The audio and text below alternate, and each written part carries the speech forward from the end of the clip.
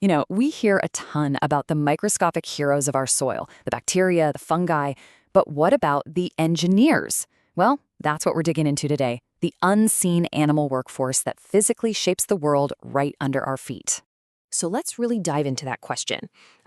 If microbes are the chemists, who are the engineers? Who are the movers, the shakers, the builders physically sculpting our landscapes? And as you're about to see, the answer is this incredible and diverse cast of characters, all working together. So let's meet them, nature's unseen architects. These animals are such a crucial link in the great chain of life, connecting the soil to plants and eventually to us. They literally reshape the land. They recycle nutrients. They even manage pests for us. They are the true unsung heroes of our ecosystems. Now, there's a fantastic scientific term for all this physical labor they do. It's called bioturbation. Just think of it as the engine of soil health. It's the constant churning and mixing that living things perform. And this process, well, this is where our story really kicks off, deep underground. All right, let's meet the first crew on our team, the underground engineers. These are the creatures working absolutely tirelessly beneath the surface, the original tillers of the earth. I'm talking, of course, about earthworms and termites.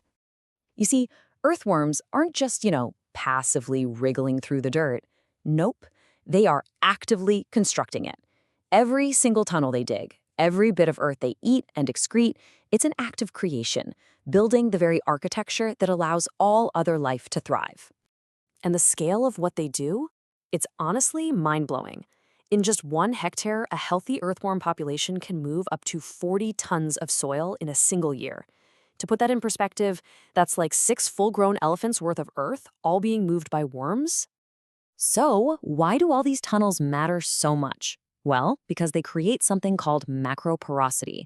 Think of them like the soil's own highway system, or maybe its lungs and arteries. These big pores let air and water seep deep into the ground, which is absolutely critical for plant roots and all the other life down there. And the benefits are just huge. They're basically supercharging the soil with air and water, creating these little nutrient hotspots with their waste, and they're even like tiny fertilizer factories, making nitrogen available for plants. They are the ultimate ecosystem multitaskers for sure. Okay, but here's the kicker. This isn't just about your backyard garden or a local farm. No, this underground workforce has a massive global impact. Earthworm activity alone is thought to be responsible for nearly 7% of all the soil carbon sequestration in the world. They're literally locking carbon safely in the ground for us. All right, so we've been deep underground. Let's come up to the surface now and meet the next team, the Grazers. These guys are the absolute masters of nutrient cycling. Animals like cattle, deer, and goats, they're basically walking, talking fertilizer factories. As they eat, they take in nutrients, and then, through their dung and urine, they drop these little concentrated patches of fertility all over the landscape. It's like they're jump-starting new life wherever they go. And of course, these little nutrient bombs don't go unnoticed. They bring in a whole cleanup crew, and the star player, as you might guess, is the dung beetle. But what they do is so much more than just tidying up. It has this totally surprising and powerful benefit for our climate. Seriously, check out their superpower. By burying that dung super fast, active dung beetle populations can slash methane emissions from that waste by up to 40%. That's a tiny little insect having a massive positive impact on our atmosphere. So how do we best partner with these amazing nutrient cyclers? Well, the key is a practice called managed rotational grazing. And it's just this beautiful, simple system. You let the animals graze, then you move them, and you let the land recover. It prevents the soil from getting wrecked and turns livestock into a powerful force for regeneration. Okay, so we've got our engineers underground, we've got nutrient managers on the surface, but a healthy ecosystem needs protection, right? It needs a security team. So let's look up to the sky and meet our allies in the air. Just take the barn owl. This is nature's pest control perfected. They're these silent, deadly efficient hunters, and they provide a service that means we don't have to reach for chemical pesticides. They protect our crops and our environment at the same time. And how efficient are they? Get this. A single pair of barn owls can take out up to 3,000 rodents in just one breeding season. 3,000! Just let that sink in. That's a level of pest management that's not only free and totally natural, it's unbelievably effective. And when the owl shift ends, the bat shift begins. They're the night crew, Some bat species eat, get this, 1,000 insects an hour. Others are absolutely crucial for pollinating fruits like mangoes and guavas. They're allies we really can't do without. So we've painted this picture of an incredible self-regulating system, right? But there's a catch. There's a problem. What happens when the needs of this amazing natural workforce run headfirst into the demands of modern human agriculture? This is where the story shifts from partnership to conflict.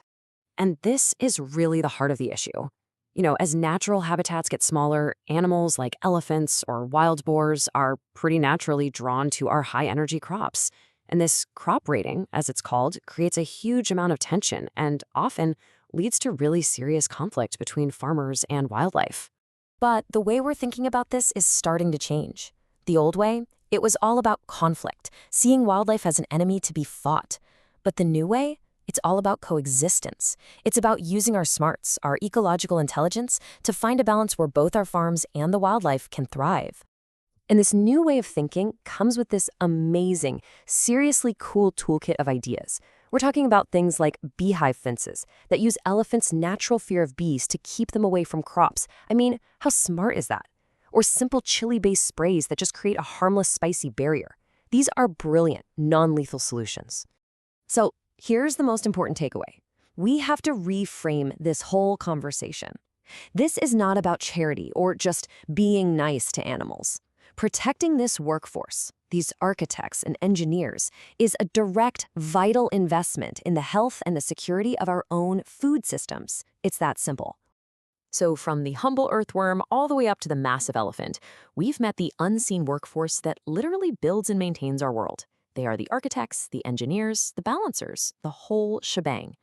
The only question that remains is, are we going to choose to be their partners or their adversaries?